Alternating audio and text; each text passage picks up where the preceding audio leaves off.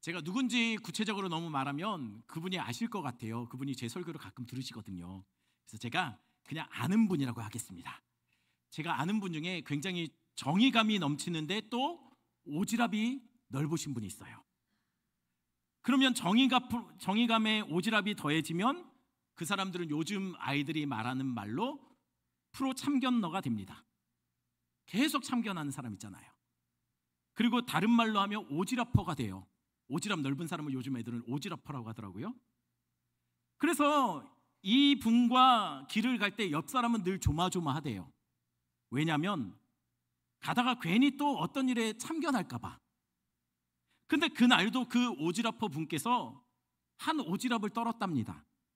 어떻게 떨었냐면 길을 가는데 누가 이렇게 사람 두 명이 서로 막 티격태격 싸우고 있는 거예요. 보통 여러분 길거리에 가다가 누가 뭐 치고받고 싸우는 게 아니고 그냥 티격태격 싸우고 있으면 어떻게 합니까? 보통은 가던 길 가죠. 근데 이분은 누구라고요? 프로 참견러입니다. 그냥 지나갈 수 없죠. 그래서 멈춰섰답니다. 그리고 이분이 싸움을 말리기 시작했대요. 그냥 말리면 말리기만 하면 되잖아요. 초면인데. 근데 이분이 말리면서 이쪽 얘기 저쪽 얘기 다 들어주면서 말리는 거예요. 듣다 보니 이분이 슬슬 올라옵니다. 왜냐면 상황 파악이 되는 거예요. 아, 이 양반이 잘못했네. 그냥 말리다가 말리면 되는데 이분이 말리다가 싸움에 참전한 겁니다. 근데 너무 적극적으로 참여했어요. 어느 정도로 참전했냐면 편들어주는 사람이 당황하며 이러시면 안 됩니다. 진정하세요 할 정도로. 편들어준 사람이 말릴 정도로 아주 진심으로 온 마음과 정성 다해 싸운 거예요. 여러분들 근데 그거 아십니까? 성경에도 이런 똑같은 프로 참견러가 있어요. 누굴까요? 바로 모세입니다. 아니 왜 모세가 프로 참견러죠? 모세가 괜히 자기와 상관없는 일 끼어들다가 그는 살인을 해요. 그리고 또 지나가다가 무슨 일을 합니까? 그 동족들끼리 서로 싸우는 거 괜히 끼어들었다가 무슨 소리 듣죠? 누가 너를 우리의 재판관으로 삼았냐? 말리던 사람들이 말린 사람이 아니고 싸우던 사람들이 말리던 모세에게 네가 우리 재판관이냐? 왜 끼는데? 라고 해요. 그 말을 듣고 모세는 이전에 자기가 살인한 것도 있고 해서 덜컥 겁이 나서 도망치죠. 어디로 도망칩니까? 미디안 광야로 도망쳐요. 숨어 들어가요. 그러면 숨어 지내면 조용히 있었을까요? 조용히 지내면 프로 참견러가 아니죠. 거기에서도 또 참견해요. 어떻게 참견했습니까? 모세가 우물가에서 쉬고 있을 때예요. 여자들이 가축들을 몰고 왔어요. 물 먹이려고. 근데 거기 텃새들이 목자들이 텃새를 부리면서 여자들이 몰고 왔던 그 양들을 물 못 먹게 쫓아내버립니다. 근데 그걸 누가 보고 있었습니까? 모세가 봤어요. 오지랖의 권위자 모세가 그걸 본 겁니다. 그래서 모세가 또 참견하고 자기와 상관없는 일인데도 불구하고 남의 동네 와서 참견하고 목자들과 싸워요. 그래서 결국 여자들이 몰고 왔던 짐승들이 물을 다 마십니다. 그 여자 중에 한 명이 누구죠? 바로 모세의 마누라 십보라예요. 이것 때문에 결혼해요. 오지랖 하나로 장가든 사람 모세입니다. 그러니 그런 모세에게 지난주에 하나님이 그렇게 말씀하신 거예요. 이게 말이 통하겠습니까? 어떻게 말했죠? 모세야, 네 말리지 마라. 뭘 말리지 말라고요? 지금 금송아지 만들어서 하나님의 언약을 깨버린 그 이스라엘을 하나님이 전부 다 진멸시키겠다는 거예요. 그런데 프로 참견러 오지랖의 권위자 모세가 이 말을 듣고 멈추겠습니까? 안 통하죠. 모세가 또 참견하며 나섭니다. 아니, 하나님 아브라함과 이삭과 야곱과 맺은 언약 기억하시죠? 아니 그걸 기억하시는데 그러십니까? 분명 아브라함과 이삭과 야곱에게 뭐라고 했습니까? 그 자손 하늘의 별처럼 셀 수 없이 크게 만든다고 했죠. 또 약속의 땅도 주신다고 했죠. 근데 지금 그 자손들을 싹 다 그냥 진멸시킨다고요? 아니 그러면 하나님 거짓말한 거네요. 아브라함과 맺은 언약 웃잡기인데요. 여러분 이 말 듣고 하나님 어떻게 하셔야 됩니까? 시내산에서 맺은 언약대로라면 이스라엘을 진멸해야 맞아요. 근데 문제는 그렇게 진멸하면 아브라함과 맺은 언약이 못 지켜지는 거예요. 그러면 이번에는 그냥 죄를 눈 감아 줄까요? 넘어갈까요? 그러면 시내산에서 맺은 언약을 하나님이 깨시는 거예요. 그러면 원래대로 진멸할까요? 그러면 아브라함 언약은요? 그럼 넘어갑니까? 시내산 언약 어떻게 되죠? 이거 웃자기인데요. 여러분, 이러지도 저러지도 못하는 피노키오의 역사와 같은 상황에 하나님이 스스로 빠진 겁니다. 여러분, 그런데 정말 그럴까요? 혹시 지난주에 제가 이 설교할 때 혹시 이상하다 싶지 않았습니까? 뭐가 이상하죠?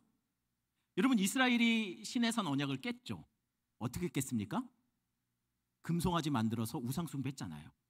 그래서 언약이 깨집니다. 그러면 여러분, 이 금송아지 우상 만들었던 것으로 시내산 언약만 깨졌을까요? 아브라함 언약은 아직 멀쩡한가요? 아니요. 여러분, 사실 시내산 언약이나 아브라함 언약이나 전혀 다른 언약이 아니에요. 아브라함과 맺은 언약을 기초로 해서 그 위에 시내산 언약이 세워진 거예요. 그러니 금송아지 사건으로 깨어진 언약은 시내산 언약만 깨진 게 아니고 아브라함과 맺은 언약도 깨진 겁니다. 그렇다면 시내산 언약과 아브라함 언약이 같이 깨졌다면 여러분, 하나님도 그 언약에 연결되어 있는 약속을 지킬 필요가 없지요. 왜요? 먼저 이스라엘이 깼잖아요. 그러니 하나님이 약속했던 큰 민족 만들어줄게, 너희들 영원한 기업 줄 거야, 이 약속 안 지켜도 됩니다. 그렇지 않나요? 아니, 계약이 깨졌는데 왜 중도금하고 잔금을 치릅니까? 계약 깨졌잖아요. 마찬가지로 언약이 깨졌는데 왜 언약에 포함된 약속을 왜 이행합니까? 오히려 이미 지불된 오히려 이미 지불된 계약금에 거기에 위약금까지 얹어서 돌려받아야 되는 거 아닌가요? 계약 한 번도 안 해보셨나요? 그 위약금이 바로 진멸이라는 거예요. 하나님은 언약에 포함된 규정대로 이스라엘을 진멸하면 돼요. 아무 문제 없어요. 왜냐하면 먼저 언약을 깬 게 이스라엘이니까요. 여러분, 그러면 그렇게 생각이 들죠. 아니, 그러면 지난주에 왜 목사라는 이 양반은 그렇게 설교했지? 그러게요. 왜 그렇게 설교했을까요? 그럼 이쯤에서 제가 죄송합니다, 지난주에 제가 설교를 잘못했습니다 라고 사과하면 용서 받아주실 건가요? 예, 안 받아주시는 걸로. 그래서 사과 안 할랍니다. 왜요? 여러분, 이스라엘이 언약을 먼저 깨버렸습니다. 이건 맞아요. 그렇다고 하나님이 아브라함과 맺은 언약의 약속을 안 지켜도 되는 건 아니에요. 여기서 자유로워진 건 아니에요. 아니, 왜요? 계약이 깨졌는데 왜 약속을 지킵니까? 왜냐하면 아브라함과 하나님이 맺은 언약이요, 일반적인 그런 당시의 언약하고 달랐기 때문이에요. 어떻게 달랐을까요? 여러분, 이거 여러 번 제가 얘기했어요. 고대 근동에는요, 나라와 나라 간의 언약을 맺을 때는 이렇게 짐승을 반으로 쪼갰습니다. 쪼개고 서로 마주보게 해요. 그럼 가운데가 뭐가 생기죠? 핏길이 생겨요. 이 핏길을 만들어 놓고 여기서 언약을 맺었습니다. 이게 언약의 예식장이에요, 말하자면. 그런데 여러분, 이렇게 그 예식장을 만들어 놓고 둘이 관계가, 언약을 맺는 당사자들이, 여러분, 둘이 관계가 동등하면 두 나라를 대표하는 왕들이 함께 그 핏길을 걸어가요. 하지만 이게 두 나라가 동등한 관계가 아니라 한 나라가 다른 나라를 정복하거나 다스리고 있는 상황이라면 그때는 대개는 정복한 나라의 왕은 그 핏길 한쪽 끝에서 가만히 앉아 있어요. 아주 교만하게. 반면 정복당한 나라 왕은 홀로 이 핏길을 걸어갑니다. 그냥 편하게 걷기만 한 것이 아니고 때로는 기었어요. 때로는 포복으로 온몸에 그냥 잔뜩 피범벅이 될 때 동안 박박 기면서 왔다 갔다 했습니다. 그냥 왔다 갔다만 한 게 아니라 동시에 기면서 뭐라고 했냐면 맹세를 해요. 어떤 맹세냐면 내가 이 언약 안 깰 거라고. 여러분, 그 맹세가 고대 근동의 문서들의 기록이 많이 남아 있어요. 대충 내용은 이런 내용으로 맹세를 합니다. 왕이시여, 우리가 함께 걸으면 우리가고 홀로 걸으면 내가죠. 지금 언약을 맺고 있습니다. 그런데 혹 내가 왕에게 불충성해서 이 언약을 깨버린다면, 내가 왕에게 반역을 일으키거나 배신을 한다면 내가 믿는 신이 나를 이 찢어진 짐승들처럼 찢어 죽일 겁니다 라고 스스로 저주를 걸어요.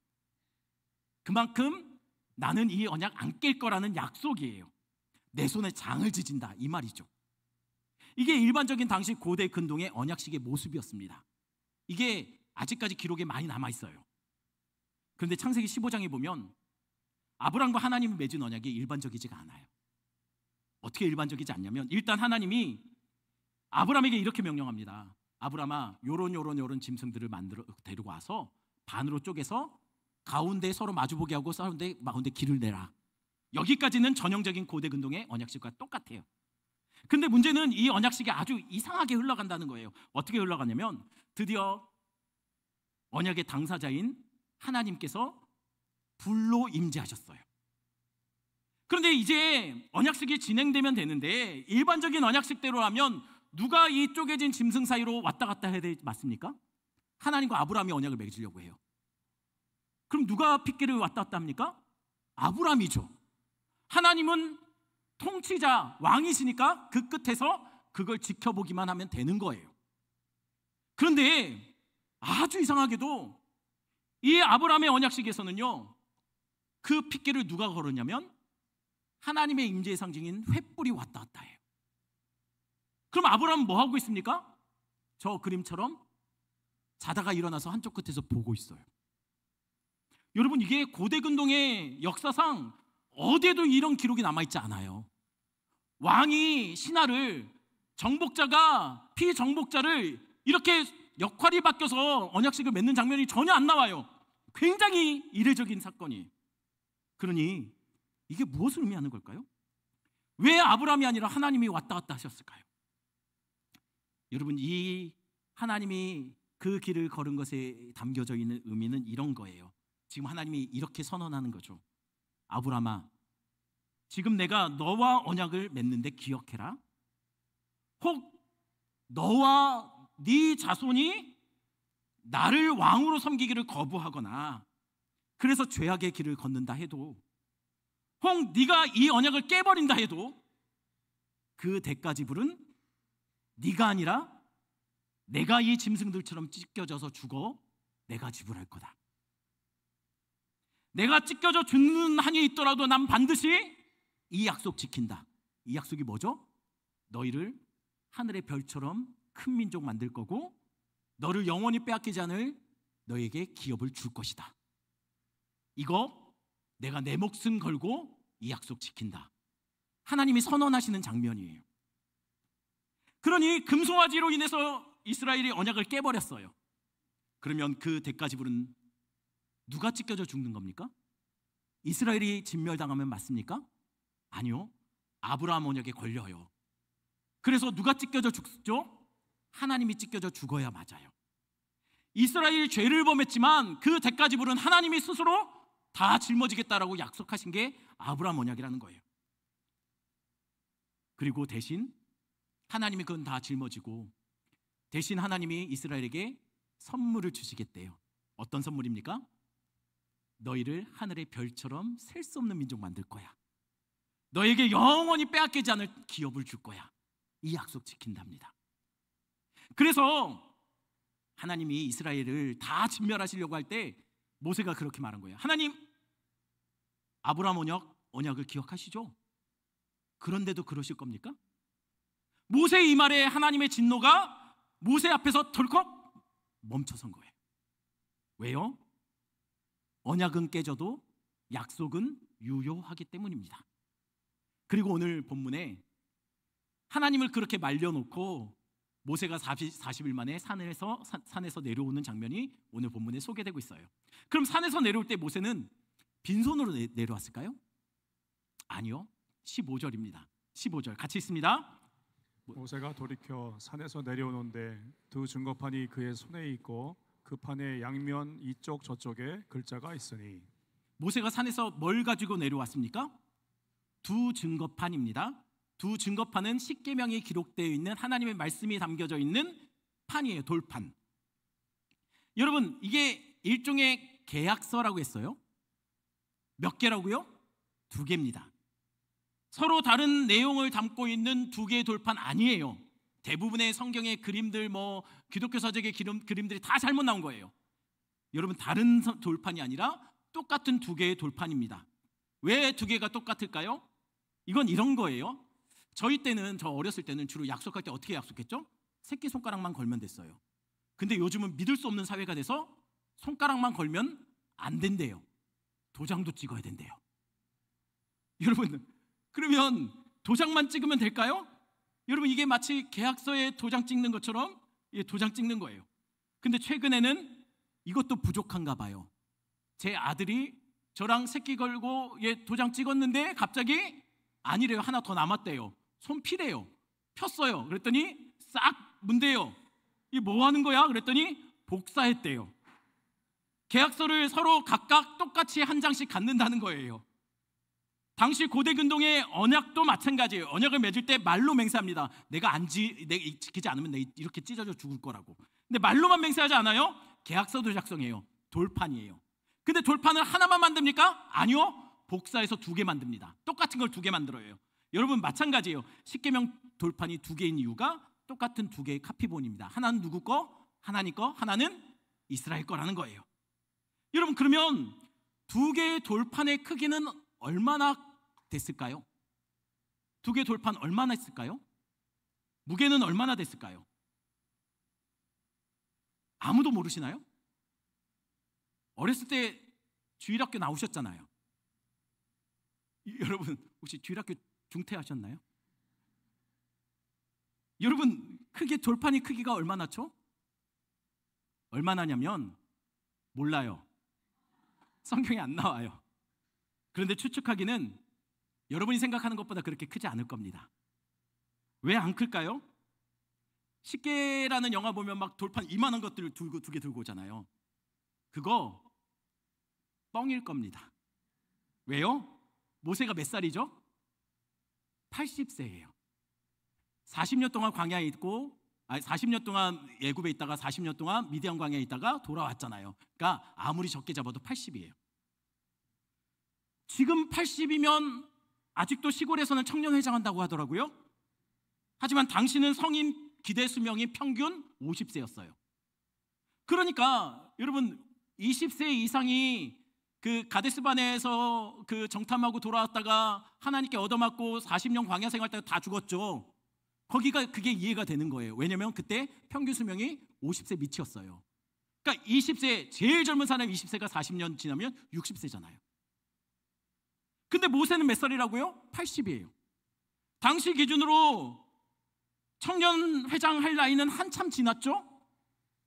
살아있는 게 이상해요. 그럼 모세가 2 돌판을 들고 산에서 내려와요. 심지어는 2 돌판을 집어 던져요. 여러분, 그러니 이 돌판은 이렇게 사진처럼 크지 않았을 겁니다. 대략 추측하기는 학자들은 하나당 10kg 밑이 아니었을까라고 얘기해요. 여러분, 다음 그림 한번 볼까요? 이게 뭐냐면 실제로 고대 유적에서 발견된 언약 문서예요. 십계명은 이것보다는 컸을 거라고 생각돼요. 왜냐면 모세가 노안이 있었을 거예요. 그래도 여전히 크게 만들었을 거라고 생각한다고 하면 여러분, 이게 공간의 문제는 아니었을 거라는 거예요. 여러분, 한번 볼까요? 우리 15절 후반절 16절 한번 읽겠습니다. 제가 15절, 여러분 16절 읽어주십시오. 그 판의 양면 이쪽 저쪽에 글자가 있으니 그 판은 하나님이 만드신 것이요 글자는 하나님이 쓰셔서 판에 새기신 것이더라. 돌판이 어떻게 적혀 있었다고 말합니까? 이쪽 저쪽 양면으로 기록했대요. 이걸 누가 쓰셨다고요? 하나님이 직접 판을 뜨고 글자를 새겨 넣으셨답니다. 여러분, 그러니 기억하십시오. 하나님도 이면지를 사용하세요. 그러니 교회에서 복사하실 때 이면지 많이 쓰시기 바랍니다. 예. 사용하신 방들에 꼭 불 끄시고 에어컨 끄셔야 합니다. 가능한 한 종이컵 말고 텀블러 갖고 다니시면 더 좋습니다. 물 마실 때 보면은 커피 잔으로 물 받아 마시는 분들 계시는데 그렇게 하지 마시고 꽃갈컵으로 사용하시면 더 좋습니다. 가끔 뜨거운 커피, 차가운 커피, 차갑고 뜨겁다고 만지면 컵을 2개 포개 가지고 하시는 분이 있습니다. 기억하십시오. 하나님도 이면지 사용하면서 절약했는데 우리도 절약해야 합니다. 지구가 아파요. 여러분들 그렇게 생각하고 있죠 지금? 아니 이걸 갖고 그렇게 말하나? 이걸 이렇게 적용하나? 저도 압니다. 이 말이 그 말이 아닌 거 말이 나온 김에 하는 말입니다. 사실은 하나님이 돌판 양면을 다 사용했다는 것은 아끼기 위해서 그런 건 아니죠. 뭐 때문일까요? 몰라요. 하지만 대충 모세를 배려한 것이 아닐까, 좀 작게 만들려고 그런 것이 아닐까라는 생각이 듭니다. 그렇게 모세는 2 돌판을 가지고 산을 내려와요. 근데 모세가 내려오던 중에 산 중턱에서 누굴 만나요. 누굴 만났을까요? 여호수아입니다. 아니 여호수아는 왜 산 중턱에 있을까요? 출애굽기 24장 13절 한번 같이 볼까요? 하나님이 모세를 불러 올리시는데 13절입니다. 같이 있습니다. 모세가 그의 부하 여호수아와 함께 일어나 모세가 하나님의 산으로 올라가며. 십계명 받으러 산에 올라갈 때 모세 혼자만 올라간 게 아니었대요. 여호수아와 함께 갔어요. 근데 여호수아는 산 중턱에 남았고 모세는 산 정상으로 올라간 거죠. 그러니 여호수아는 산에 모세와 함께 40일 동안 거한 거예요. 그러니 산 밑에서 무슨 일이 벌어진지 여호수아는 아무것도 몰라요. 그래서 여호수아가 모세에게 이렇게 말한 겁니다. 모세를 보자마자 17절입니다. 같이 있습니다. 여호수아가 백성들의 요란한 소리를 듣고 모세에게 말하되 진중에서 싸우는 소리가 나나이다.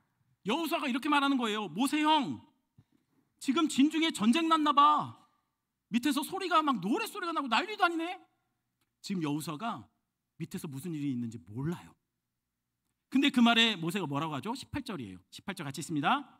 모세가 이르되 이는 승전가도 아니요 패하여 부르짖는 소리도 아니라 내가 듣기에는 노래하는 소리로다 하고. 모세가 이렇게 답합니다. 이거 전쟁하는 거 아니야. 노래하는 소리야. 원어로 보면 환락에 빠진 노래, 서로 주거니 받거니 하는 노래, 이런 노래를 말해요. 유흥을 위한 노래. 모세는 밑에서 무슨 일이 일어나는지 다 알고 있어요. 알고 내려가는 거예요.